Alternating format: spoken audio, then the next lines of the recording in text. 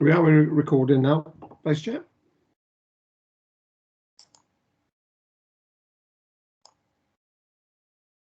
You're on mute, Sam, sorry. Can I just begin just by thanking everybody for attending the meeting of the Education PDC, and item agenda 1 is apologies for absence, and I'll come to Gareth, but obviously our chair Mike Dirk can't be with us, so Mike has asked me just to step in as vice chair. Gareth, are there any more apologies for absence? Yeah, from Councillors Jan Curtis and Mike Lewis, Chair. Thank you, Gareth. Item agenda 2, are there any disclosures of personal or prejudicial interest? Nope, I can't see anybody indicating. Then we'll move on to item agenda 3, which is the approval of the minutes. So I'll just give you some time to look at the minutes, and if you're happy or if you've got any questions, please speak now. Lyndon, are you happy to move them? There we go. And would anybody like to second that? I'd be happy to second it, Sam. There we go. Thank you, Bev. Well, are we all in favour that the minutes are a correct record? There we go. No dissenting voices there. Well, we'll come on to item agenda 4 then, which is the further information on the data trends on vulnerable learners. And I think this is going to be a verbal report. And so can I just welcome both Kate and Lisa to the meeting, and well, I'll hand over to you for your verbal report. Okay. Thank you, Lisa. Thanks, I think it's me first, Kate, isn't it? Thanks, Chair. I do have a presentation I can share this afternoon, if that's okay with you. I'll just pull that up for us now.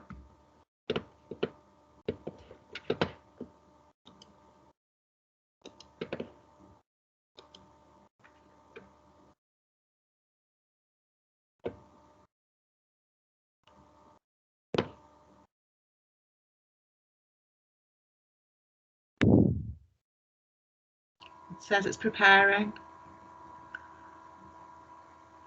Great. Can everybody see that? Yeah. Okay, great. So I think I was asked to deliver some information in relation to how we supported vulnerable children during the pandemic, and I think when the initial lockdown was announced in March 2020, we had to move very quickly to repurpose our school settings and establish childcare hubs. And that was in order to respond to the Prime Minister's announcements that childcare will be offered to vulnerable children and children of key workers. So that sounded straightforward in essence, but we were then faced with that sort of clear government directive that it was safer to be at home. And so we found ourselves managing quite a conflicting set of circumstances where we needed to identify vulnerability to come into school settings or education emergency childcare settings, as well as sort of supporting that stay at home directive. And the first thing we needed to do actually was identify who our vulnerable children were. Now, obviously, we knew that vulnerable children clearly were children who were open to statutory services and statutory interventions, those children the Child Protection Register, and looked after children and those in care of, in need of care and support, as well as disabled children. However, that didn't necessarily mean that they needed to come into childcare settings. We knew that there were some children who were open to statutory services, but happened to be living in quite a stable environment that meant that they didn't need to be encouraged to come into childcare settings. And at the same time, we were faced with a situation where we had no authority over circumstances where families were maybe quite rightly refusing childcare when the directive was to stay at home. So we were faced with a really sort of uncertain period of time about what vulnerability looked like and whether that meant the need for children to come into emergency childcare settings. Alongside that clear sort of children who were open to statutory services was the fact that schools also had their own identity and assessment of children who were vulnerable as well. So not all children that schools were aware of were open to statutory services. An example I suppose I can give is children who may be struggling with their mental health and were being provided support within the school setting in relation to their maybe sort of self-harm and suicidal ideation thoughts, but didn't necessarily have social work or statutory interventions. But school were quite keen to ensure that they also were offered an opportunity to come into childcare settings for that monitoring and support service. So during the lockdown, the first thing we did was specify our definitions of who was vulnerable, and we recognised that those definitions needed to be flexible and fit in with ever-changing environments and circumstances.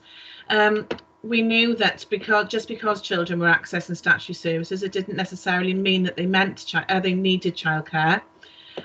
However, there were also those children, such as looked after children, who presented or began to present increased challenges to their carers by being at home all day. And so the risks around placement breakdown or children ended up in a child protection process needed to be considered as part of that vulnerability definition.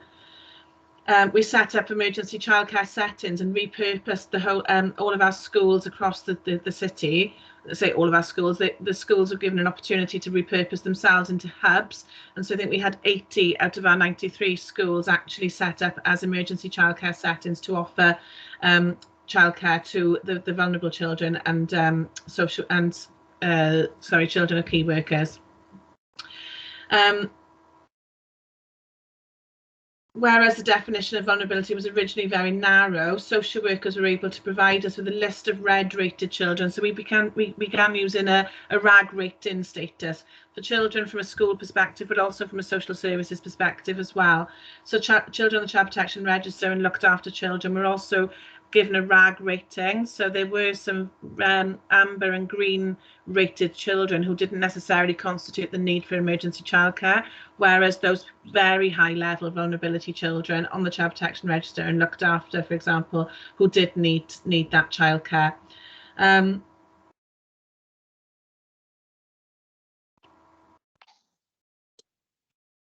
Sorry, I'm just reading my notes as we go through. So we also, the school settings, as they established their emergency childcare settings, needed to consider their own geography as well. So all of the different schools and the different designs of the schools made it different for each individuals, and so they had to work out their own staff to pupil ratios, what their accommodation options were, and how that fitted in with opportunities for cleaning programs and COVID risk assessments as well. So once we were able to do all of that, we were able to, within the first 2 weeks of the lockdown, all of our red rated children from social services and from schools had been offered a childcare place, but we were aware that only less than half of those offers were actually taken up. So some figures I have for you there. I think there was around 138 individual children who were red rated as vulnerable, and those are the most vulnerable children across our area, were offered a childcare place within the school setting. That did increase up to 265 throughout the time of the pandemic.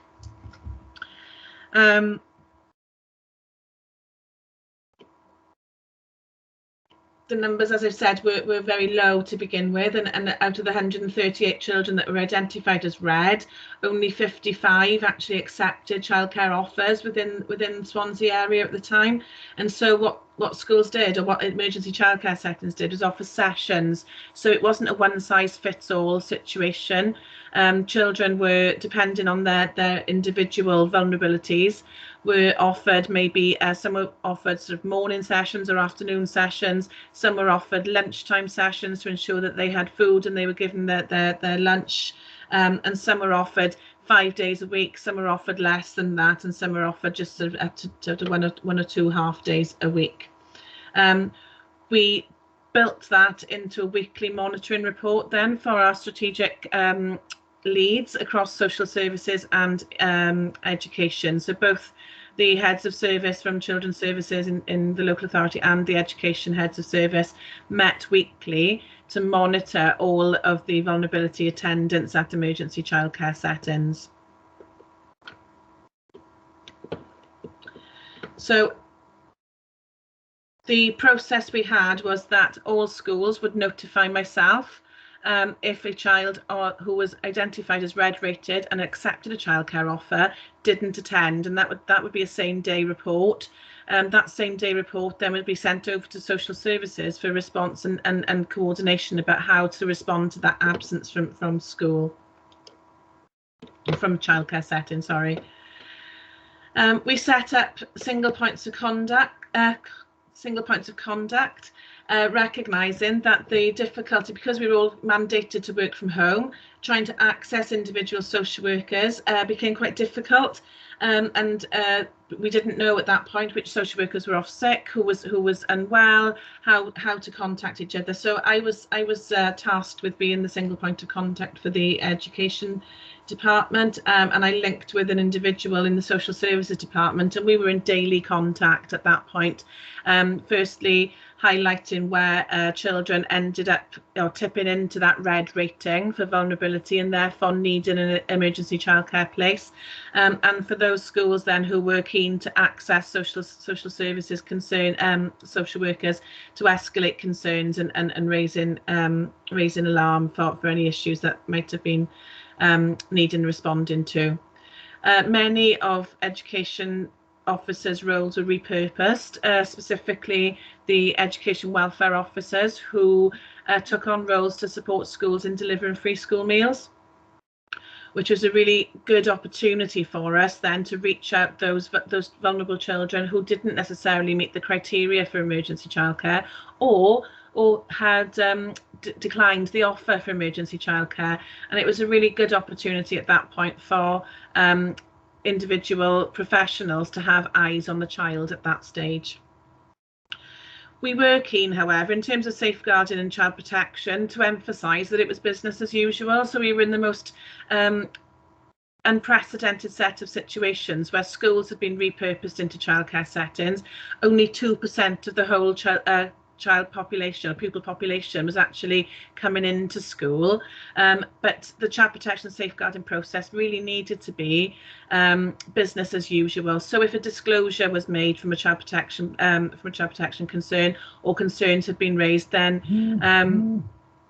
their child protection processes should follow suit. They should still ring in social services, they should still make that report, and those processes should be responded to as usual. And that became our daily sort of bread and butter throughout those first sort of weeks and months, really, responding to emergency childcare when schools were closed. That became quite different when blended learning became on board later on, and we were able to sort of share opportunities through the blended learning process to access individuals' families and see children from within their own home settings. That came with its own set of concerns, but it was certainly something that it was welcome in terms of being able to access and have sight of vulnerable children who weren't coming into the childcare settings. At the end of the summer period, so after summer 2021, the single point of contact in social services and myself met a number of times and undertook a reflection and review of what went well for us in terms of responding to vulnerable children, and what could have been done differently and what could have been done better. What we identified was that the key success for this situation was communication, was being able to reach out to each other as single points of contact and make sure that the information that we had, the concerns that were being raised, were being passed across in a very timely manner, and decisions were being made to respond very quickly. What didn't work so well, and what we reflected on, was that there was quite a low level of collaboration about who was accessing vulnerable families, and so there were some families who might have had several contacts from several different partner agencies throughout the week. So they might have been a health visitor contact, and then a social worker, a school teacher, an education welfare officer, and all of that needed to be sort of coordinated so that they didn't have an overload of professionals invading their lives. But at the same time, there was assurances being gained around how children were being monitored and kept safe during that period.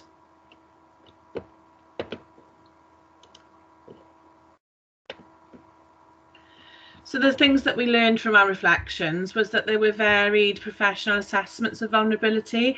One of the key aspects of my role as a single point of contact throughout that first lockdown was to manage professional anxieties and really sort of dig down into how individuals were assessing vulnerability. I've already mentioned that we had the clear sort of statute of who was children who were under statutory interventions, but there were several children and lots of different families and lots of different circumstances that merited an assessment of vulnerability.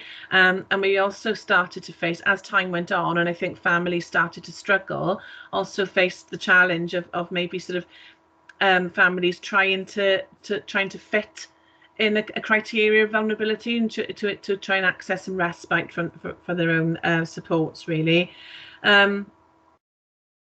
We did determine quite clearly that children with statutory interventions were a priority, and that was helpful in terms of being able to manage numbers and manage who could and couldn't access emergency childcare. But we recognised that it was no one-size-fits-all arrangement. It needed to be done on an individual basis based on the risk and vulnerability at the time, and recognise that those risks and vulnerabilities changed and escalated at a moment's notice depending on what was going on for a family environment. We learned that very clearly working together was the best way to support families and communicating very closely across not just education and social services, but health professionals and police officers as well, to know, so that we were all very confident about who was being seen when and how we were making positive or being able to deliver positive outcomes for those children while they stayed at home. And using the frameworks that are actually available. I think sometimes we, at the very early stages, we were very guilty, I suppose, of responding and reacting without thinking about what the processes actually are. And you know, when children are in statutory services, they have got access to looked after children plans or child in need of care and support plans or wellbeing plans or safety plans. And it was really about sort of building into those plans what their vulnerability rating would be, what would constitute the need for them to come into an emergency childcare setting, what would that look like for them. Let's put an offer in place that is suitable and practical so that families can achieve that, but also children can access the safety of a school environment, but without impacting on the anxieties of families around the risks to COVID. So it was really about using those frameworks that were available to us to ensure that we had a structured approach going forward. And that's certainly how we planned coming into school from autumn, really, and onwards. So recognising that these safeguarding and child protection policies didn't change and didn't need to change. They were something that needed to be kept as business as usual and responded to in the same way as any other time.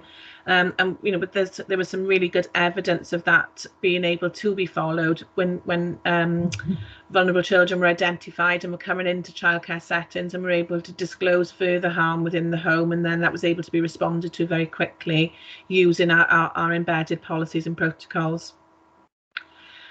Using care planning to respond to change in vulnerability, as I just mentioned, those plans are in place to support children and families throughout their statutory service, and building into those plans how we would respond if a schools needed to close again, but also what was needed in terms of a response. And I think when we first came back, going back to the spring term 2021, and the new variants coming up, I think the need to reassess how childcare was being offered, again against the risk of spreading the virus and contracting the virus, was something that we were really sort of working through all through that, and focusing that on what their plans should look like and what they needed within those plans to make sure that they were kept safe, whether that was at home or within a childcare setting. We were really keen to promote the work of the single points of contact as really, really good and beneficial working relationships across the departments and the directorates, enabling us to support our service areas, but also to sort of recognise and empathise with each other's existing pressures and increasing pressures as we went forward, and we've maintained that single point of contact relationship right the way through this half term as well. And I think it's allowed schools actually it's empowered schools to escalate their concerns, not just escalate safeguarding and child protection concerns, but if they think that things need to be reflected on, if they think decisions need to be changed, or they've got a different view on how a care and support plan or a protection plan should be implemented, they are further empowered now to challenge those situations and to enable them to build contingency for pupils and coming into school. So the example is that schools are now very much encouraged using those existing processes. If they are concerned about a situation, they're not happy with the way, or they don't feel that the plan that's in place for that child is sufficiently robust enough to provide safety should something happen to whether school is going to close again, or the year group needs to close, etc., then they are very much more empowered to challenge those decision makings, but also require and request a further review meeting so that we can build on those planning arrangements. So our autumn term has seen rising numbers of vulnerable children. I don't think I need to tell you that. I think that the information has been shared quite widely about how schools have been managing without their bubbles, and recognising that the numbers of children have increased, the numbers of COVID have increased, and that has also impacted the numbers of vulnerable children increasing. We are, in terms, and I think this will link with Kate's presentation then, managing challenging behaviour throughout schools when we've had a very long period of children being maybe unsupervised or not supervised as much, and just not having that consistency and that routine that they flourish in, really. Hoping to build and develop a wellbeing response for pupils facing exclusion. Again, that sort of links in with Kate's presentation next, but recognising that behaviour and challenging behaviour is a symptom, not a cause, and if we were able to respond to that symptom much in a different way, in a proactive way, in a contextual safeguarding kind of way, we might be able to sort of reduce those number of exclusions and think about how we would support children more contextually around their safe places, their safe peer groups and their safe networks, and really sort of encouraging individuals and schools then to embed these established processes. I think we've in many ways COVID and the pandemic has been an incredibly challenging situation for us all, but I think it's also given some real positive outcomes in terms of how we work together as partners, and how we've come together to support children at the most difficult times of everybody's lives. And I think that's been really indicative of the work that we've done and we continue to do. So really embedding those processes and establishing those safeguarding processes as we go forward. I don't know if I've captured everything. That's kind of, I've got my 20 minutes are up. It feels like a really sort of like fly through presentation, but I hope that's informative. And if you've got any questions, please come to me. Yeah, can I just thank you? I think there's an echo, so I wonder if everyone's mute. There we go. I think that seems to have solved it. But can I just thank you for the presentation? I know that trying to fit everything that the department has done into 20 minutes, that can't be easy. But I'm sure everyone on the committee will agree with me when I say that this is one of the most important things that there is, isn't it? Making sure that the most vulnerable children are safe, are protected, whether that, whatever the setting is, it is paramount of importance that they are protected, that they are looked after, and that they are safe. I think just two of the things I picked up on, which again highlighted that such stress that the departments must have been under, so many issues and problems, but at the same time there's been some real benefits. And I think a single point of contact, I think that seems to have worked incredibly well. I think that seems to have almost made sure that there's no duplication or anything like that occurring. And the other thing I really enjoyed, Lisa, is you talking about how through this experience schools themselves feel a lot more empowered, and I think that's amazing that throughout this process schools don't just feel washed out and exhausted, but they themselves feel empowered to identify different things and put in place new contingency plans. And so that was, from my perspective, I think that was really good to hear, that local schools feel a lot more empowered in this area. I'm going to head over now to the Cabinet Member for Education, Robert.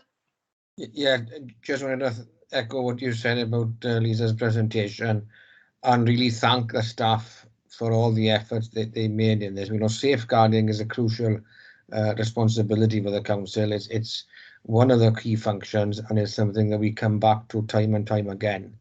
And the situation which we found ourselves in, or the whole country found ourselves in, the whole world, in fact, with COVID, there was no blueprint for that. There was no guidance about how the council should, how schools should respond to that crisis. And for us to have achieved what we did in such a short period of time, I think it is a real tribute to the agility of our staff. And I'm not saying it was perfect, because nothing ever is perfect, but the way they thought outside the box in terms of how we maintain the safeguarding function was, I think, a credit to them, and certainly, as watching what went on in that summer, it was really impressive, Chair. Thank you, Robert, for that. Lisa, I'll come back to you, and then I'll bring in Lyndon. Thank you. Yeah, I just wanted to come back on that really, and sort of reflect on it from my perspective as the single point of contact. I think it was at one point it was terrifying for staff. It was really frightening, and I think having an opportunity to maybe sort of vent those thoughts and vent those feelings and those anxieties. And I think sometimes there was almost a risk of watching what everyone else, what's happening to everyone else, and how that impacted on each other. Really having that opportunity to vent through a single point of contact, and then myself and my colleague in social services being able to sort of share that in a far more sort of constructive way, I think was really, really helpful, and it allowed schools to share their worries, but not allow their anxieties to come in the way in between sort of their duties and the responsibilities that they had. So yeah, I just wanted to share that really. Thank you. Thank you very much, Lyndon. I was only going to reiterate some of the things that have already been said, that obviously we were in an unprecedented time. There was no blueprint, as Robert said, and we were learning on the hoof. But the staff in schools and in the education department did a really top job in bringing it all together. A lot of innovative things actually took place, which will help us in the future as well. So really, really well done in keeping everybody safe. But I also would say that the communication during that time was absolutely fantastic, and probably almost at its best. So really well done, everyone. Thank you, Lyndon, for your comments. I think it goes back down to, doesn't it? If safeguarding is done badly, then it's chaos, isn't it? And so it's been so impressive to see how all the staff and all the teams have worked together in difficult situations to make sure that those who are most at risk, those children who are most at need, are looked after and are protected. And I think Swansea has got a lot to be proud of. One thing that Mike Dirk did raise in advance to the meeting, I've got a few questions for Mike. And one of the things Mike was asking about was particularly around this idea that prevention is better than cure. And so Mike was asking about, in terms of the intervention that is done, are we intervening at the earliest point, or is there a potential for us to intervene sooner? That's something that Mike was wondering in terms of the most vulnerable pupils. is there any chance of us being able to intervene at an earlier point?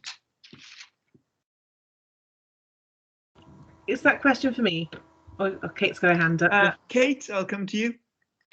Yeah, thanks, Chair. I might be able to answer some of that actually in the presentation that I've prepared. So perhaps when we come to that point, I'll talk you through that. And if it doesn't answer it, please come back to me afterwards.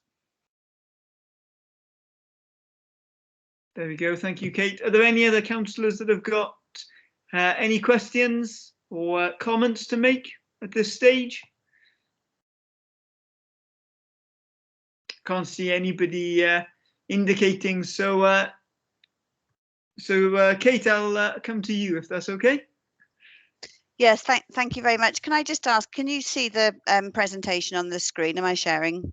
Yeah, okay, that's great. Thanks. So just to follow on from Lisa's presentation, but also what I wanted to do was to present some data on exclusions because that was a request, and to look at not just the data, but also the story behind the data, what it tells us, and what we can do in answer really to that question to act in a preventative way. So if I talk you through the exclusion data first of all, and then I'll explain what we're doing in terms of our prevention. So I've chosen to focus on the academic year 1920, and I appreciate that's historical data, but the reason for that is that in terms of giving you a picture of what an academic year might look like, that's the nearest thing we've had recently to a full academic year in terms of exclusions. So in the academic year 2019-20, you can see there that we had 17 permanent exclusions, and I focus on the permanent exclusions predominantly for the purpose of this. The first thing to note is that when an exclusion is recorded, there are very limited terms under which you can record an exclusion. Some of that language can be quite difficult and emotive. So, for example, we had 4 exclusions for the possession of or use of a dangerous weapon. Now, that in itself sounds very alarmist. However, when you understand the stories behind those 4 exclusions, and you understand the incidents that took place, those were actually children and young people who behaved in a way that was undoubtedly irresponsible and caused a risk to health and safety within the school and warranted a permanent exclusion. But they were children who may have been frightened, who may not have had an understanding of the implications fully of what they were doing. They may have been children who had some real challenges happening within their home environment that may have seen or experienced some things that were really difficult. It's a really hard position for a school to be in because in all of those cases, the incidents had taken place in quite a kind of public manner. So there was a high level of awareness in the school community.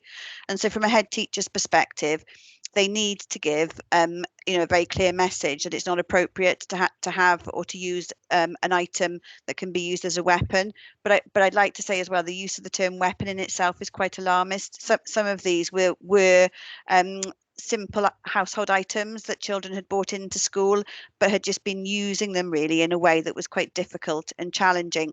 So as I go through and explain how some of these children and young people have been supported, I hope it will help to build a picture that these are not necessarily extremist or alarmist incidents from dangerous young people. These are vulnerable children and young people who are crying out for some help, for some support, and we've been able to put some of that help and support in place. The flip side of that is that schools do have to maintain discipline, health and safety within their communities. And so sometimes there is no other option than a permanent exclusion. So in terms of considering what happened next for these children and young people, so 11 out of 17 of those learners, so that's 65% of them, were able to be successfully moved into a new mainstream school.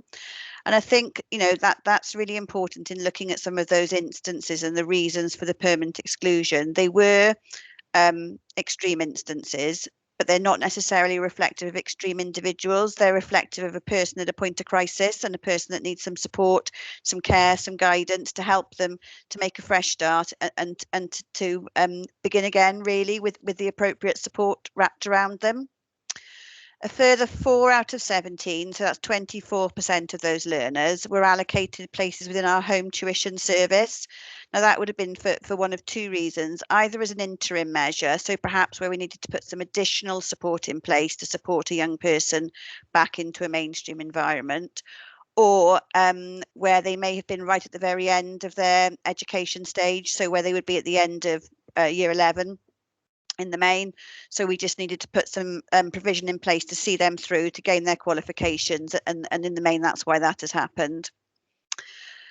Following a referral to our EOTUS, that's education other than at school panel, one pupil was allocated a place in Arvrin, so that's the Key Stage 3 section of the pupil referral unit, which is now located on a single site in Maesteru.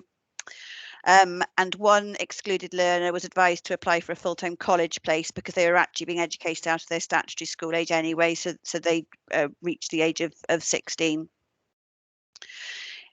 In terms of prevention, before we get to the point of exclusion, we always want to find ourselves in a situation where we've exhausted every opportunity and where we've placed as much support around children and young people as we can do. So we may see permanent exclusions for extreme one-off instances, but for children and young people who may be perhaps struggling to regulate their behaviours and to manage in a mainstream environment, we've got a number of strategies that we put in place first. And one of those strategies is a managed move. Sorry, I'm whizzing ahead. A managed move. So a managed move basically is a situation where a young person may have come to a point in their current school where the situation's becoming really, really difficult and potentially untenable. They may be at risk of permanent exclusion, or they may be receiving a high number of fixed term exclusions because of behaviours in the mainstream environment. Quite often in those scenarios, the head teachers will contact us, or we will notice the high level of fixed term exclusions, or our behaviour support team may refer them in, and we'll consider what we call a managed move. Now, in a managed move, a young person remains on the register of their current school, but they have effectively a trial at a new school for a period of up to a term. But as part of that trial, a package of support is put around them. So it's not just a matter of them going somewhere else and having a go. We have a very structured process whereby they're supported by our school inclusion officer. We have meetings with the receiving school, but also the originating school, where there is a very clear plan drawn up with parents as well, to understand exactly what it is that's needed to make the Fresh Start work, exactly what the young person needs to achieve, but also mapping out what support that young person will have in order to make that happen. And what's quite important about it as well is they're not being rejected from their originating school, rather they're part of that discussion. And as part of that discussion, the commitment is from the originating school that should things not work out for any reason, that young person will return back to them for next steps to be considered. So during the academic year 1920, there were 29 managed moves involving 27 secondary learners and 2 primary learners. So while a number of the moves were interrupted by the closure of schools during the pandemic, the learners were given the opportunity to complete after that, and so those managed moves were extended. Of the 14 secondary schools in Swansea, all of them took place in managed moves, with 10 schools receiving new learners and with 13 schools agreeing to manage move opportunities for their learners. And that's really important because it's really critical to make this work, that we have buy-in from all of our schools, and it really is a shared collegiate approach to manage moves that works effectively. In terms of the outcomes then for those managed moves, so just to talk you through some of this. So 11 of the 27 learners, that's 41%, ended successfully, and by that success was determined as the learners moving on a full-time basis to the role of their new school. 7 of them ended prematurely, and at the request of the learners themselves. So quite often what happens is when a young person experiences that the grass isn't greener somewhere else and the rules are the same, if not sometimes a bit harder elsewhere, it's a kind of a period of reflection where you know the kind of the penny drops, if you like, and they become aware that actually it was all right where I was, and that's, you know, I recognized that people were supporting me there, that people cared about me. I'm still welcome there because I'm still on that register, I'm still part of that school, And so they've got a real confidence and a comfort in returning to that mainstream environment. So we don't consider those to be a failure, we consider those to be a success. We had one learner who declined the opportunity after deciding they no longer wished to progress. So that penny dropped, if you like, before the move even took place. There was one that was extended for individual reasons, which I won't go into them because for sort of risk of confidentiality, but we wouldn't normally extend them beyond a term because we think that's an appropriate length of time. But there were some very genuine reasons in that case. And then for the remaining 7 of the 27, 26%, they ended unsuccessfully. And by that, we would say that they weren't able to make the changes in the new environment, and that we recognised that there was a different problem and additional support really that was going to be needed. Again, in talking about some of our preventative strategies, I wanted to talk about pastoral support plans, so PSPs. There's some data here in terms of the PSPs at the end of the last academic year. Now, a pastoral support plan is a document that's put together for a child or young person who's kind of, at risk of exclusion or is in need, has got vulnerabilities, in need of additional support. And it can vary. There's no there is a template that you can, fill in as a form, but the pastoral support plan is very, very individualized. It's very much about what support is needed for that individual to make things better for them. What is it that's challenging and difficult, and what support is needed. Pastoral support plans are often put in place for children who are either receiving a high level of fixed term exclusions or are at risk of fixed term or permanent exclusions, and they really map out support. Something that is very important is that a pastoral support plan should be a full-time plan. It should be for the child to be in school in provision every day, all day. However, in some cases, they can include a reduction in time at school, but with a very, very clear reintegration plan. So with very clear timelines around how quickly that child should be expected to achieve full-time provision.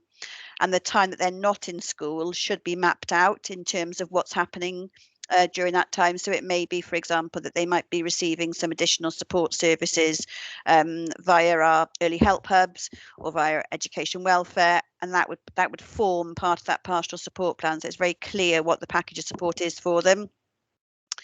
So there's some data in there which just shares with you the detail of the pastoral support plans, the number that we have ongoing, how many were able to re-achieve full-time provision, how many would have either gone to a managed move or transferred to another school. Some are referred on to EOTAS provision, education other than school. Unfortunately, we did have 4% where the learners were permanently excluded. That was 3 out of the 73 that were in place. And then there was a further small number where the learners solely accessed the school's SEBDs, that's specialist behaviour provision on school sites. In terms then of looking at prevention and early intervention, as alongside those very specific strategies that we have for individuals, we've also got a raft of strategies that we're working with schools that are embedded, that we are in the process of embedding, and that we're in the process of developing. So some examples of those would be our whole school approach to supporting emotional health and well-being. That's really critical. So there's a real focus on ensuring that schools are emotionally healthy environments for all people, for children and for staff. The Additional Learning Needs and Tribunal Act has a real focus on developing inclusive schools, so on making schools environments where every need is met, where every individual is considered as bespoke package of support is in place. It's going to take us some time to roll out all of the act in its entirety, but that's the shift in terms of the ethos and the thinking that act has put in place. There's a statutory responsibility on schools to become inclusive environments. We've got our local authority EOTAS, education at the school policy that's in the middle of being developed by the EOTAS steering group. We've got a local authority behaviour policy. We've got a working group for a strategy on reducing exclusions, and that's quite an exciting piece of work, really, because it's looking at how we can bring creative thinking and bespoke thinking around strategies for supporting schools to reduce exclusions. And that's really come out of what we call our harder to place group, which is a group where we look at those young people who don't fit conventionally then into a mainstream environment or into some of the other support services that we've got. And that's been a really interesting piece of work, because what we've been able to do through that group and through the strategy for reducing exclusions group is to start to map out all of the different types of provision, resource, strategy that's out there to enable us to support schools and our EOTUS provision to have access to that, almost like a menu of support then to pull together to wrap around children and young people who may be perhaps having a managed move or a PSP put together for them. So to finish, really, I just wanted to share some kind of case studies and personal experiences, because I think that kind of is quite meaningful in terms of seeing the impact. So I've got 3 quotes to share with you. The first one is from a very famous American poet, Maya Angelou, who said, I did then what I knew how to do, and now I know better, I do better. And I think, you know, that's quite telling in terms of we act in the way that we know that's within our own comfort zone in terms of reference.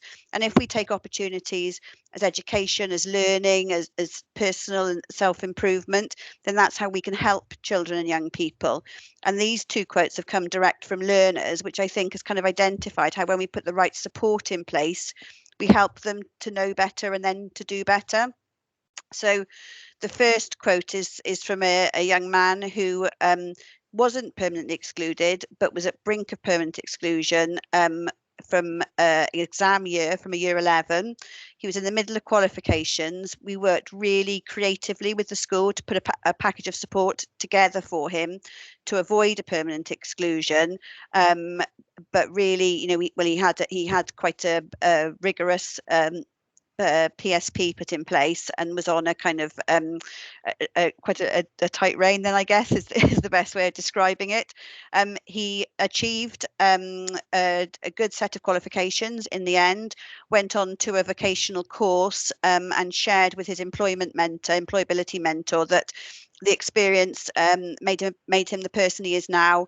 It was hard, but I got a better result in the end. So, you know, he was supported through that to get a really good outcome. And then the second quote there is from a young lady who had a permanent exclusion in year 7 in a secondary school. It's quite a sort of, you know, a difficult incident. The exclusion was certainly warranted. She was supported by both the school that excluded her, but also the receiving school. And there was a package of support put in place for her to transfer into another mainstream school. And she had, you know, quite a rocky start then. The receiving school continued to work really effectively with her. And the deputy head kind of contacted perhaps 4 years on after this young lady had done really, really well in her mock exams and been quite a kind of quiet person, didn't necessarily like to share about the experience. And in conversation, the head had said, you know, what do you think about how you started here? And she said, if she could go back, I would thank the people who helped me and didn't give up on me. So I think there was a very clear message to her. She'd done something that warranted a sanction. However, that was just one element of what was happening.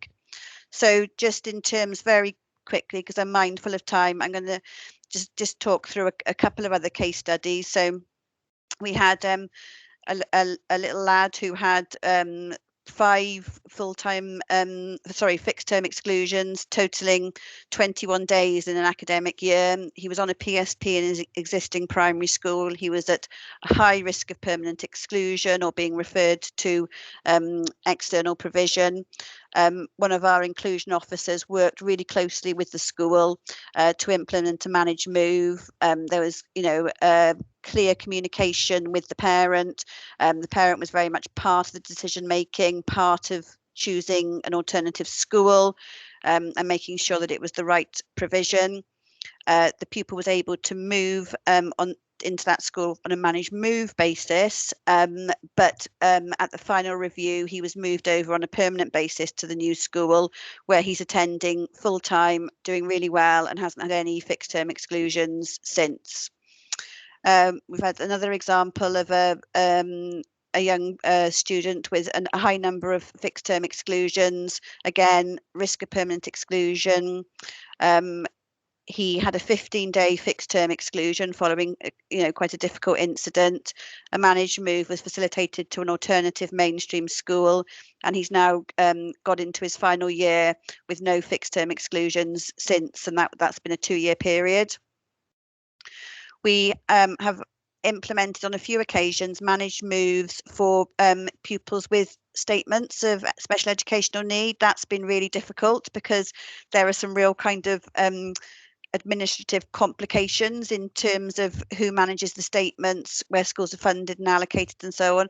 What we really tried to do in terms of our approach was to remove all that red tape and put the child at the centre of the process, so not be caught up by processes and challenges and difficulties, but rather find a way to make it work. And there was one particular pupil who was, again, about to have a permanent exclusion, really was able to move via a managed move process with the statement, and has been supported to have no further exclusions since that date. And I think, the last example I'd like to give in terms of a case study was a young man who was in a really difficult position. He had already had a permanent exclusion. There was a whole raft of difficult and challenging situations in place for him in his home life. There was a high risk of challenge in the home environment, difficulties. It was in a really precarious position, and that was all kind of being exhibited in terms of really difficult behaviour. But the school took a really holistic approach to that, and rather than kind of issue exclusions, we worked with them. We brought in a team, almost like a team around that young man, put together really good bespoke, unusual package of support for him that perhaps we wouldn't have considered possible in previous times, and he's doing really well, and we're having really positive feedback, and he's likely to get himself not only a good set of qualifications, but more importantly, I think he's had a really positive message in terms of people not giving up on him. It's had a really positive impact on the situation in his home life, and I think that the message that he will leave school with is that it's always there to have a second chance, a third chance, even a fourth chance, and that's really important. And he's now kind of self-seeking support, and that's a really positive story. So I hope that gives some kind of context around the data, which can look quite stark when you see it on a piece of paper when you refer back to that first page, but actually they're all individual children and young people, and with an amount of support, care and guidance, they can make success for themselves. Happy to take any questions. Oh, thank you very much, Kate, for that quite comprehensive overview. I will leave it open to councillors for questions, but I do agree with you, Kate, that in terms of the individual case studies and seeing the impact that these policies have, the policies and procedures, just seeing how that they do genuinely help children who are in a difficult position, who are acting out often because of external issues, and so it's sometimes their response to difficult situations, and seeing them supported. I think one of the phrases you used was that this experience for one pupil had a positive impact, and I think that's what we're aiming for, isn't it? Even in this disciplinary process, that there is a positive impact and positive outcome for children. And I know when you just look at the facts, it doesn't tell the whole story for individual pupils. And I know across Wales, and I think across the UK, suspensions and permanent exclusions are massively on the rise. And so this isn't a Swansea issue or a Swansea problem. But what I did get from your report is almost a that we have almost a Swansea answer to this problem. It's a national problem, but we've got our own way of doing things. And I will allow other councillors to come in, but I think just some of the most encouraging things mentioned are things like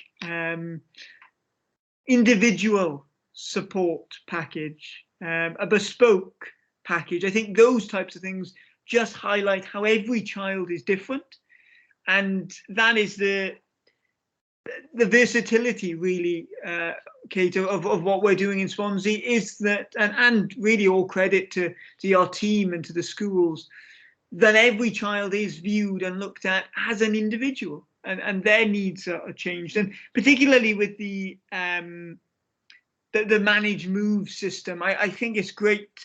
I think you mentioned that the child is part of the discussion, and I think that's the way it has to be, doesn't it?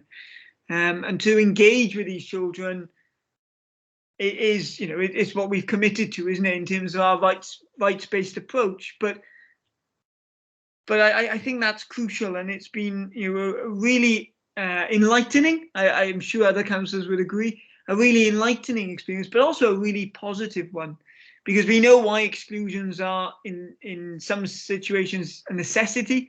We know that the difficulties that schools are in. But ultimately, we do believe that, in a restorative justice type thing, don't we? We do believe that children who have been expelled or permanently excluded, they can still be helped and supported and can still go on to achieve. And I think that's really what your team has done, and what your presentation has showed, Kate, is that Swansea is a city and county of second chances and third chances to support these children so that they can be the best that they can be. And I think it was a really helpful presentation. I don't know if any other councillors have got any comments. Jan? There we go. Oh, you're on mute again, Jan. I think you must have double clicked. I did. Apologies, first of all, for being late. I was in a governor's meeting, but it did finish earlier than unexpected. Can I say thank you to Kate and to Lisa for an excellent presentation. I'm a great believer that our children are not born bad, and that there's good in every child, and we just need to look for that and approach them in some way to just try and bring that goodness out of them. Please don't write them off. They are there to learn, and they will come round eventually if we find the right things to do for them. But just me, I just believe in these kids. They are our future, and we need to work with them and make sure that they're on the right path. But thank you, Kate, for all your hard work, and Lisa. Thank you. Thank you. Thank you, Jan. Very helpful. Fiona? Thanks. Yeah, can I thank Lisa and Kate as well for all the work that there's not just gone into the presentations, but all the work that it reflects over, the last year or so. Can I ask, Kate, am I right in thinking that Pastoral, the PRU, does some sort of preventative work? Is it involved in early intervention, and does it support schools to prevent exclusions? And perhaps you could just tell us a little bit about that. Yeah, sure. They have a prevention and early intervention team, and they've got what they call a halfway house model. TCANOL is what it's officially known as. So schools are able to refer into the Otis panel and consider a halfway house provision. So that would be where the children don't have a full-time place in Pastoral, but they may come in for perhaps a day a week or for whatever period of time seems appropriate, but also that the specialist staff from Pastoral would go out and work with staff in the mainstream. And they also have a team who work on support for children with their kind of social and emotional difficulties in terms of their the external factors then, so home environments and so on, but that tends to be more for pupils who've already been given a place in Pastoral or who may be there on a dual registered basis. But yeah, and the behaviour support team as well is another team that will go out and support schools in terms of managing behaviours. Thank you. It's interesting.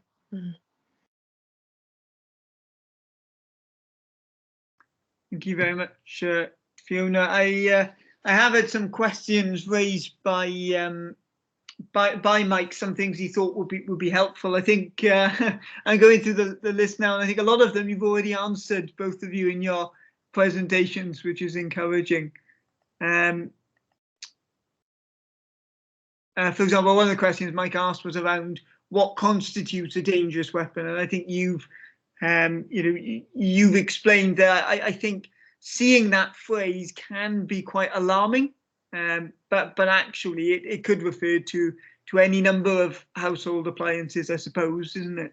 Could be a ruler or a stone. Everything is dangerous, Sam, if it's used in the wrong way. It can be a cup, it can be a beaker, it can be anything. Yeah, it's difficult. I would like to tell you exactly what they were, but they were 4 permanent exclusions in 1 year, so I'm really wary of that because it risks identifying specific incidents. But yeah, it's exactly that the language is alarmist. It's set into the provision that we have with our marking registers and so on. But actually, when you know the reality of the situations, they weren't appropriate by any stretch of the imagination, and the permanent exclusions were warranted. But it doesn't necessarily reflect what that child or young person as the whole person. It just reflects an incident that took place that was a big mistake. It was a mistake, and it shouldn't have happened, and it should be dealt with.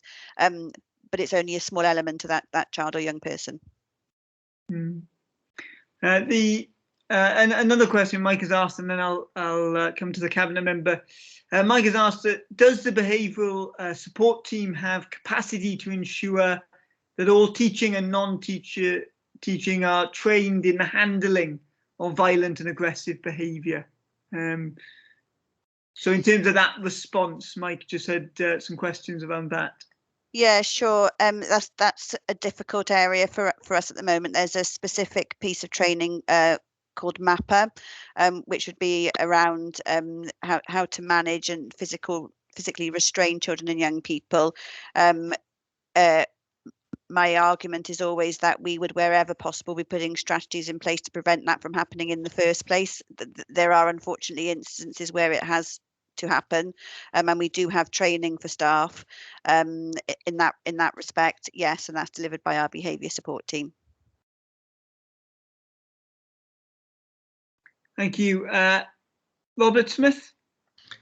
Yeah, thank you, Chair. It's going back to Fiona's point in if I can, we know Pastoral does extremely important work, but I think it's also important to recognise that they've got expertise there that can contribute to supporting learners across the whole system, across the whole of Swansea.